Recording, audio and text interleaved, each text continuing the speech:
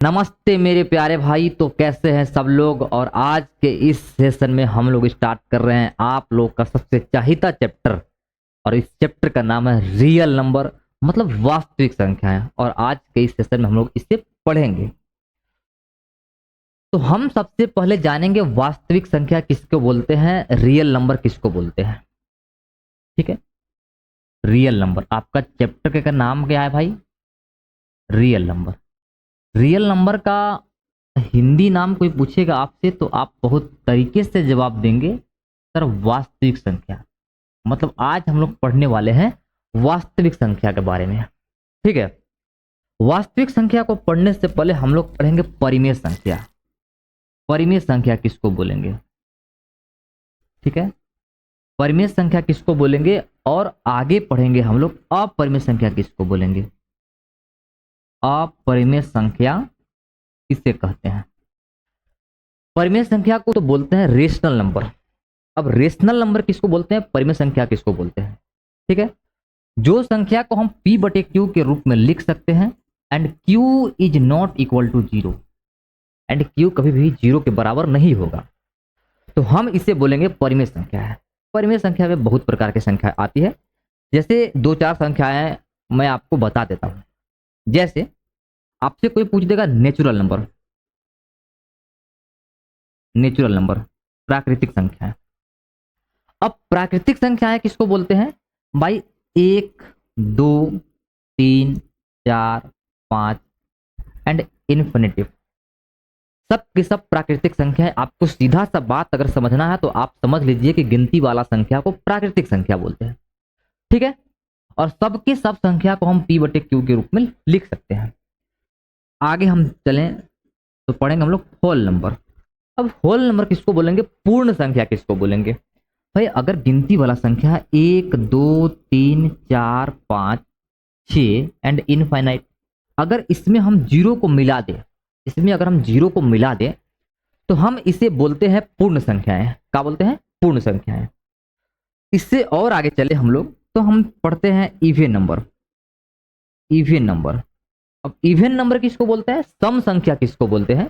तो सम संख्या भाई जो संख्या दो से कट जाती है, जैसे दो, चार, छ, आठ, 10 एंड इन्फिनिटिव, सबके सब संख्या दो से कट जाती है। और जो संख्या दो से कट जाती है उसे हम लोग बोलते हैं पूर्ण संख्या। क्या बोलते हैं उसे? पूर्ण संख्या, सॉरी सम संख्या बोलते हैं। एक आता है odd number. Odd number, odd number किसको बोलेंगे? जो संख्या दो से पूरा पूरा नहीं कटता है, जो संख्या दो से पूरा पूरा नहीं कटता है उसे क्या बोलेंगे? उसे ऑड नंबर बोलेंगे, विषम संख्या बोलेंगे। जैसे एक, तीन, पांच, सात, पांच, सात, नौ एंड इनफाइनाइट। मतलब एक, तीन, पांच, सात, नौ, 11, 13, 15, 17, इस सब के सब संख्याएं दो से पूरा पूरा नहीं कटता है। और दो से पूरा पूरा नहीं कटेगा तो इसे हम क्या बोलेंगे? ऑड नंबर बोलेंगे, विषम संख्या बोलेंगे। बाकी आगे भी बहुत प्रकार की संख्याएं होते हैं, प्राइम नंबर, कंपोजिट नंबर, भाज्य संख्या, अभाज्य संख्या। और आप अगर 10th क्लास में आए हो तो 9th क्लास में आप सब पढ़ के आए होंगे आप। ठीक है, और इस सब के सब संख्याएं जो हम आपको बताएं, इस सब के सब परिमेय संख्या है। और इस सब को हम लोग p बटे क्यू के रूप में लिख सकते हैं। और p बटे क्यू के रूप में लिख सकते हैं तो सबको सब क्या बोलेंगे? सब संख्या को हम लोग बोलेंगे परिमेय संख्या। अपरिमेय संख्या किसको बोलेंगे भाई? जिस संख्या को हम लोग p बटे क्यू के रूप में नहीं लिख सकते हैं, p बटे क्यू के रूप में नहीं लिख सकते हैं। और p बटे क्यू के रूप में नहीं लिख सकते हैं तो हम इसे बोलेंगे अपरिमेय संख्या है, इरेशनल नंबर।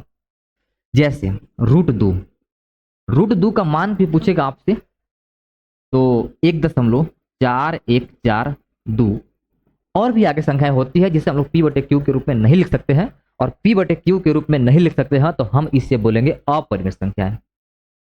कोई आपसे √3 बोलेगा तो √3 का मान, √3 का मान 1.7326 एंड और भी आगे संख्या होती है जिसे हम लोग p बटे क्यू के रूप में नहीं लिख सकते हैं। और जब √3 को p बटे क्यू के रूप में नहीं लिख सकते हैं तो हम इसे अपरिमेय संख्या बोलेंगे।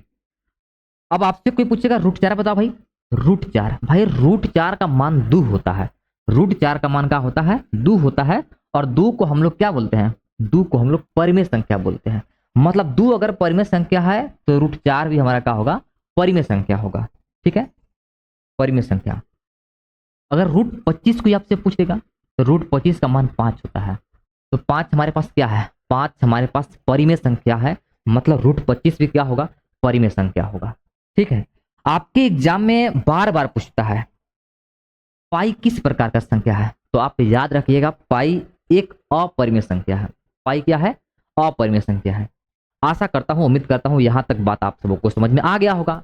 अब आपसे कोई पूछेगा रियल नंबर किसको बोलते हैं, वास्तविक संख्या किसको बोलते हैं। आप याद रखिएगा कि जो परिमेय संख्या है और अपरिमेय संख्या है उसी को बोलते हैं वास्तविक संख्या। मतलब आपसे कोई वास्तविक संख्या का डिफिनेशन पूछेगा, परिभाषा पूछेगा, तो आप एक लाइन में जवाब दीजिएगा, परिमेय संख्या और अपरिमेय संख्या को ही वास्तविक संख्या बोलते हैं। ठीक है, यहां तक आपको पूरी तरीके से शायद समझ में आ गया होगा। अब इसके नेक्स्ट चलते हैं हम लोग। कोई भी संख्या है, परिमेय संख्या है, तो हम इसका प्राइम फैक्टर कैसे करेंगे, अभाज्य गुणनखंड कैसे करेंगे। जैसे कोई भी परिमेय संख्या है तो उसका हम लोग अभाज्य गुणनखंड कैसे करेंगे, आइए समझते हैं इसको।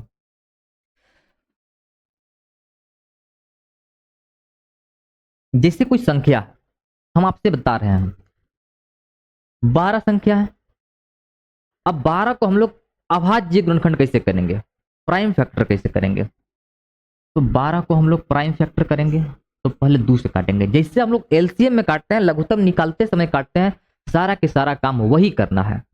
2 छक्का 12, 2 से काटेंगे, 2 तिया 6, 3 से काटेंगे, 3 एकम 3। जब यहाँ पे 1 बच जाएगा तो आपको छोड़ देना है। जब हम लोग 12 का फैक्टर किए तो हमको क्या मिला, जब हम लोग 12 का फैक्टर किए, अभाज्य गुणनखंड किए, तो हमें मिला 2, फिर मिला 2 और फिर मिला 3। तो 12 का प्राइम फैक्टर हमारा 2 गुने 2 गुने 3 होगा। चलिए एक एग्जांपल आपको और लेकर के समझा देते हैं। जैसे 18 हो गया, अब 18 का प्राइम फैक्टर करना है आपको, अभाज्य गुणनखंड करना है, तो कुछ नहीं करना है, वही लगाएंगे, 2 से काटेंगे, 2 9 18। अब 9 कटेगा 3 से, 3 एकम 3, 3 तरीके 9, 3 से काटेंगे, 3 एकम 3। मतलब 18 का जब फैक्टर किए तो हमारे पास क्या मिला, 2 गुने 2 गुने 3, 2 गुने 2 3 गुने 3 मिलेगा। मतलब 18 का जब हम लोग किए तो 2 गुने 3 गुने 3 मिला। मतलब 18 का अभाज्य गुणनखंड क्या होगा, तो 2 गुने 3 गुने 3 होगा। इसी को बोलते हैं प्राइम फैक्टर अभाज्य गुणनखंड करना, मतलब किसी भी संख्या का अभाज्य गुणनखंड करना। छोटा छोटा संख्या था, आपको आसान लग रहा होगा। अब इसी के बेस पर आपको सवाल दिखाते हैं। बोला जा रहा है संख्याओं को अभाज्य गुणनखंडों के गुणनफल के रूप में व्यक्त कीजिए, मतलब इसका प्राइम फैक्टर करना है।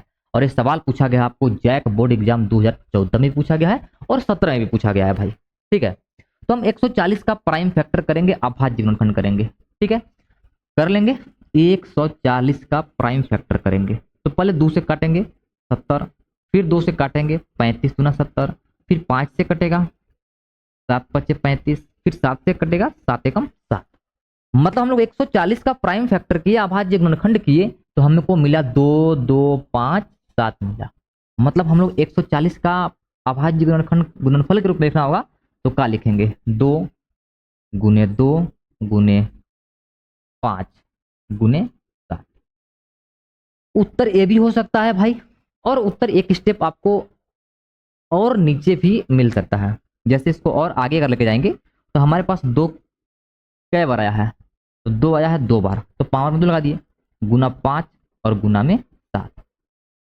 अगर यहाँ पे 5 भी अगर 2 बार आता तो 5 के भी पावर 2 लगाते हैं। अगर 5 3 बार आता तो 5 के पावर 3 लिखते हैं। यहाँ पे 2 2 बार आया है तो हम लोग 2 के पावर 2 लगाया है। ठीक है, 2 2 बार आया है तो 2 के पावर 2 लिखे हैं। अब नेक्स्ट सवाल आपको दिखाते हैं भाई। अब यहाँ पे 120 है, इसका भी अभाज्य गुणनखंड करना है, तो 120 का अभाज्य गुणनखंड करेंगे। 120 काटेंगे 2 से, 60 बार में कटेगा, फिर 2 से काटेंगे 30, फिर 2 से काटेंगे 15 बार में, फिर 3 से कटेगा 3 पचे 15 और फिर 5 से कटेगा 5 एकम 5। मतलब 120 का अभाज्य गुणनखंड किए तो हमें क्या मिला, 2 2 2, मतलब 3 बार 2 मिला, और हमें 1 बार 3 और 1 बार 5 मिला, 1 बार 3 और 1 बार 5 मिला। मतलब 2 कितना बार आया है, तो यहाँ पे 2 हमारा 3 बार आया है, तो 2 3 बार आया है तो 2 के पावर 3 करेंगे। 3 कितना बार आया है, 3 1 बार आया है, और 5 भी हमारे यहाँ 1 बार आया है। आपको अभाज्य गुणनखंड प्राइम फैक्टर करने शायद आ गया होगा। आगे आपको सवाल लिखा है भाई, ये भी जैक बोर्ड में सवाल पूछा गया है और 156 है, तो 156 का हम लोग प्राइम फैक्टर निकालेंगे भैया। 156 का प्राइम फैक्टर निकालेंगे, 2 से करेंगे तो 7 दूनी 14, 1 8 दूनी 16, फिर 2 से काटेंगे, 2 तिया के 6, 2 अट्ठे 16, सॉरी 2 तिया 6, 1 2 9 18, फिर 3 से कटेगा, 13 तिया 39, फिर 13 से कटेगा, 13 कम 13।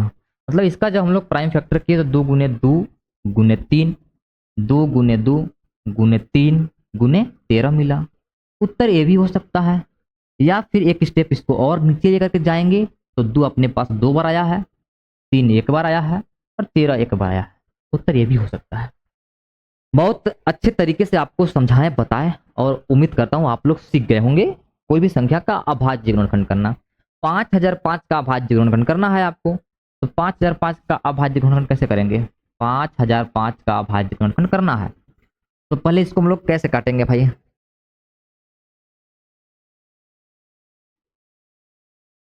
3 से कटेगा, 5 से कट जाएगा, 5 से कटेंगे, 5 से कम 5, फिर अपने पास 1 आएगा भाई,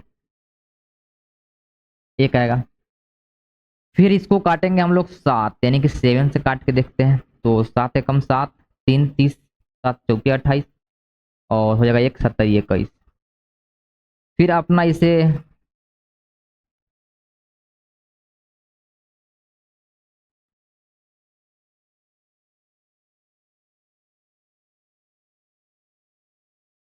ग्यारह से काटेंगे तो इसको कितना मिलेगा? 11 या कम 11, 11 तिया 33, फिर 13 से काटेंगे, 13 कम 13। ठीक है, मतलब हम लोग इसका अभाज्य गुणनखंड किए हम लोग तो क्या मिला, यानी कि 5 गुने 7 गुने 11 गुने 13। उम्मीद करता हूं कि आपको सवाल समझ में आ गया होगा।